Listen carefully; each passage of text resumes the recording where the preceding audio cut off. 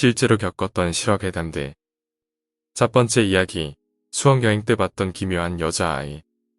저는 다른 사람보다 영감이 있는 편이라서 기묘한 걸 자주 목격하는 편입니다. 아니나 다를까. 몇 달 전에 다녀온 수학여행에서도 기묘한 일이 있었습니다. 수학여행의 마지막 밤이었습니다. 그날따라 천둥번개가 치는 무서운 분위기였습니다.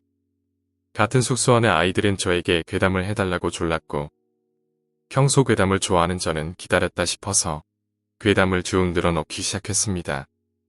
그런데 첫 번째 이야기를 끝내고 두 번째 이야기를 시작하려는데 어둠 속에서 낯선 여자아이가 보였습니다.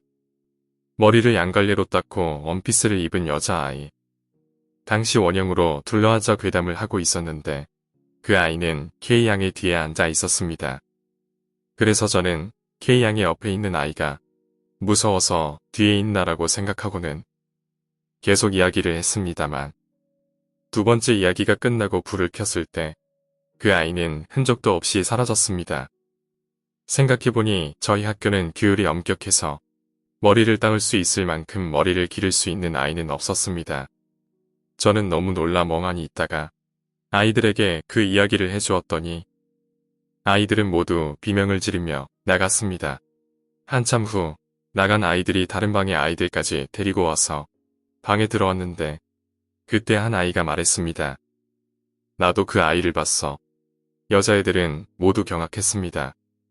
그 여자애를 저 한 명이 본 것도 놀랄만한 일인데 둘이서 똑같은 귀신을 목격했다니 더욱 그랬을 겁니다. 나도 너처럼 영감이 있는 편이라 어렸을 때부터 그런 걸 많이 봐왔는데 아까 그 여자아이는 K 뒤에 앉아서 노래 보고 있더라고.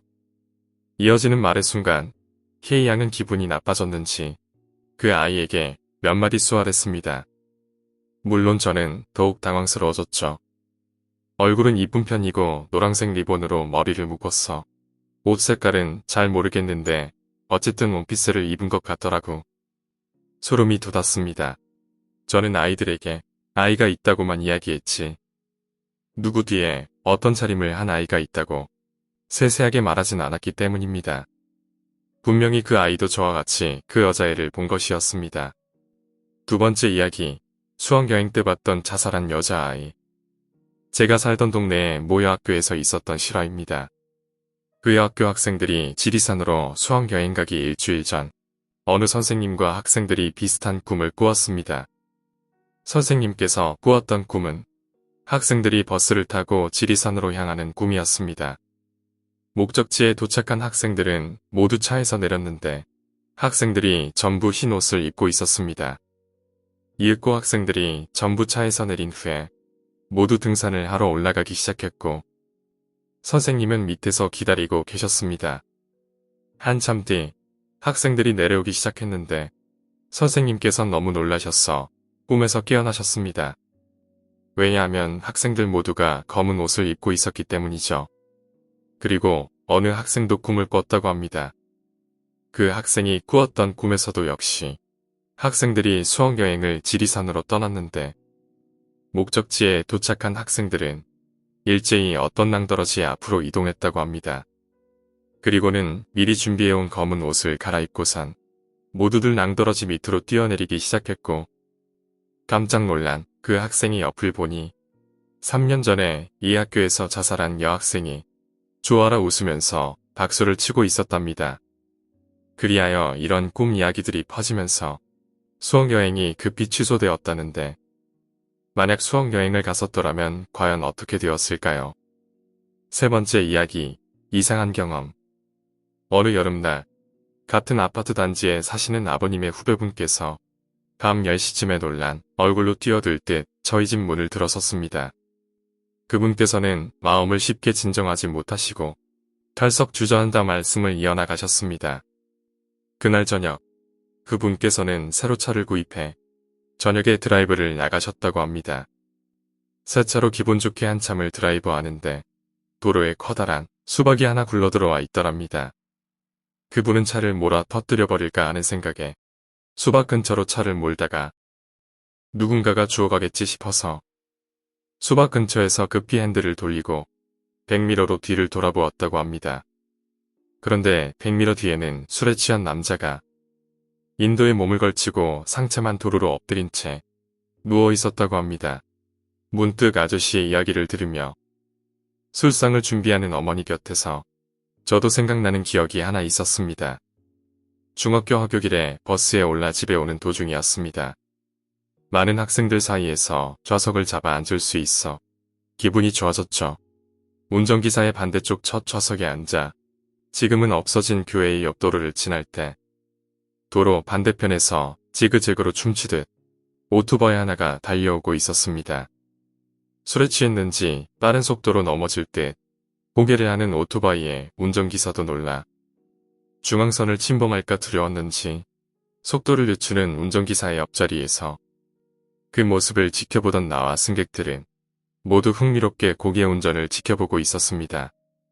이윽고 버스 곁으로 다가온 오토바이 아저씨는 긴 머리에 붉은 얼굴을 하고 있었는데 순식간에 도로 옆 전신줄을 들이받았습니다. 몇 미터도 안 되는 거리에서 말이죠.